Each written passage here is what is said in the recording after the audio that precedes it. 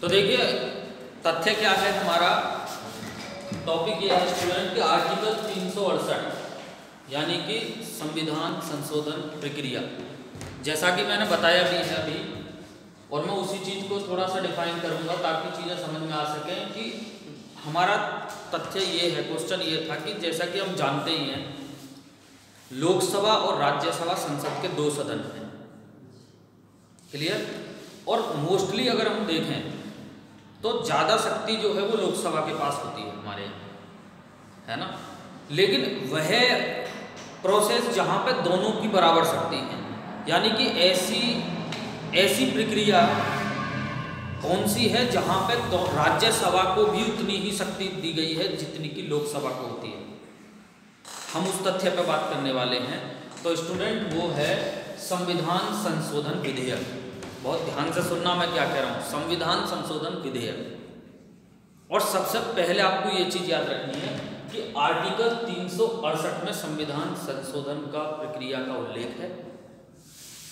Article 368 की जो संविधान संशोधन प्रक्रिया है, हालांकि भारत में वो अफ्रीका के संविधान से ली गई है, कई बार पूछा जाता है एग्जाम में।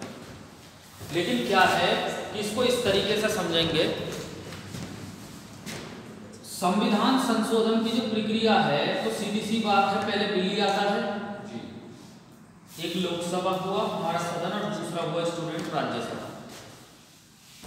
मैंने पहले ही स्टेप में ये बात बताई है, बहुत अच्छी तरीके से सुन लेना है कि संविधान संशोधन की जो प्रक्रिया है वो संसद के किसी भी सदन में लाई जा सकती है।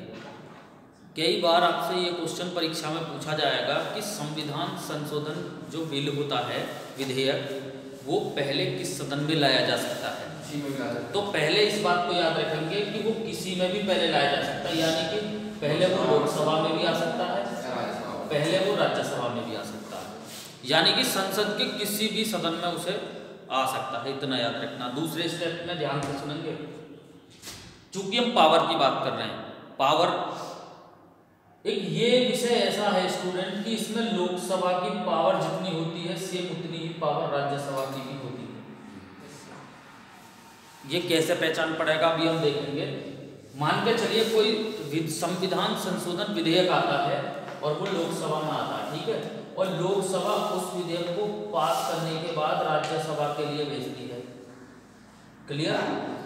और किसी वजह से या किसी भी कारण से राज्यसभा उस विधेयक को अस्वीकार कर दे, मेरी बात को ध्यान से सुनना, तो विधेयक जो संविधान संशोधन विधेयक है वो अंतिम रूप से यही समाप्त हो जाएगा, यहीं पर, यानी कि इस पॉइंट पर ही।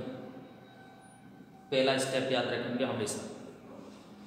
अगर किसी वजह से, चूंकि मैंने अभी ये बात बताई भी है कि पहले इधर भी आ सकता है संविधान संशोधन विधेयक, अगर किसी वजह से राज्यसभा संविधान संशोधन विधेयक को पास करने के बाद स्टूडेंट वो लोकसभा को भेजती है और लोकसभा किसी वजह से या किसी कारण से उस संविधान संशोधन विधेयक को अस्वीकार कर दे या स्वीकृत कर दे, तो विधेयक अंतिम रूप से यही समाप्त हो जाएगा। ये बात क्लियर हो जानी चाहिए। साथ के साथ स्टूडेंट बहुत अच्छी तरीके से याद रखना है इस, अब आपने यहाँ एक चीज नोटिस करी होगी कि दोनों की पावर बराबर है इस मामले में, क्लियर। अब सेकंड स्टेप में याद रखना, यदि मान के चलो लोकसभा संविधान संशोधन विधेयक को पास कर देती है, क्लियर, पास कर देती है और किसी वजह से फिर राज्यसभा के लिए जाता है और राज्यसभा लोकसभा में मतभेद हो जाता है, यानी कि किसी भी स्थिति में ना पास होना या सेमी बात में मतभेद होना, यानी कि पास ना होना दूसरे सदन से, ये सब मान के चलिए। अगर लोकसभा पास करने के बाद अगर राज्यसभा को भेजती है और राज्यसभा उसे पास नहीं करती है, उसका मतलब ही यह है कि दोनों में आनाकानी, यानी कि सदनों में। तब उस स्थिति में क्या है स्टूडेंट कि एक आपने आर्टिकल सुना होगा, तब मैंने पीछे भी आप बताया था, आर्टिकल 108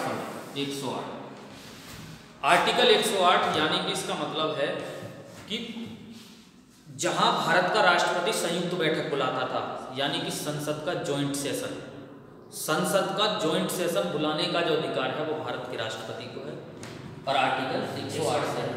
लेकिन स्टूडेंट इस मामले में संसद की संयुक्त बैठक का कोई प्रावधान नहीं है।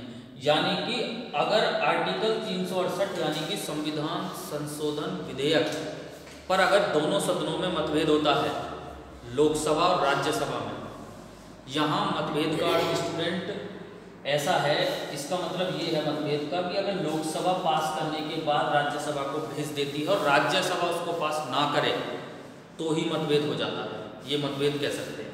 तो इस स्थिति में क्या है, ये जो आर्टिकल 108 के तहत भारत का राष्ट्रपति जो संयुक्त बैठक बुलाता है, जो उसको अधिकार है, वो संविधान संशोधन विधेयक के संबंध में ये व्यवस्था नहीं की गई है, यानी कि जॉइंट सेशन की व्यवस्था नहीं है, पहली बात।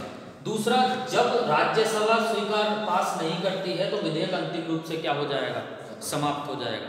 यानी कि अब आपके दिमाग में एक बात क्लियर हो जानी चाहिए कि संविधान संशोधन विधेयक एक ऐसा बिल है या ऐसा विधेयक है जहां पर जितनी शक्ति लोकसभा को प्राप्त है वहां उतनी ही शक्ति राज्यसभा को भी प्राप्त है। ये बहुत बेहतर पॉइंट है जो हमेशा याद रखना है।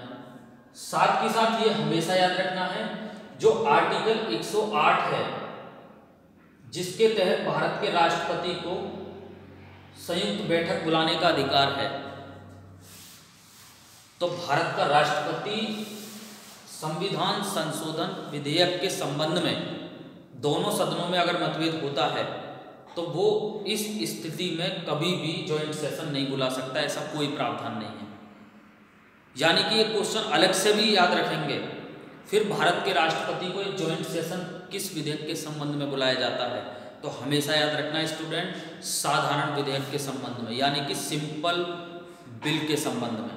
अगर सिंपल बिल यानी कि साधारण विधेयक के संबंध में यदि दोनों सदनों में मतभेद होता है तब उस स्थिति में भारत का राष्ट्रपति आर्टिकल 108 के तहत संयुक्त बैठक बुलाता है और जिसकी अध्यक्षता करता है लोकसभा का अध्यक्ष आर्टिकल 118(4) से।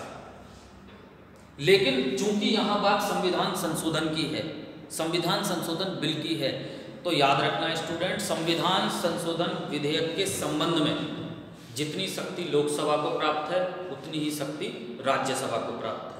यानी कि दोनों सदन में से अगर कोई भी आनाकानी कर देता है तो विधेयक अंतिम रूप से समाप्त हो जाता है। ये बात याद रखनी है कि संविधान संशोधन विधेयक के संबंध में संसद की संयुक्त बैठक का कोई प्रावधान नहीं है। ये बात अच्छी तरीके से याद रखनी है, कई बार इस तरीके के कथन बेस आधारित क्वेश्चन परीक्षा में पूछ लिए जाए। स्टूडेंट, वीडियो को लाइक और शेयर करना ना भूलें।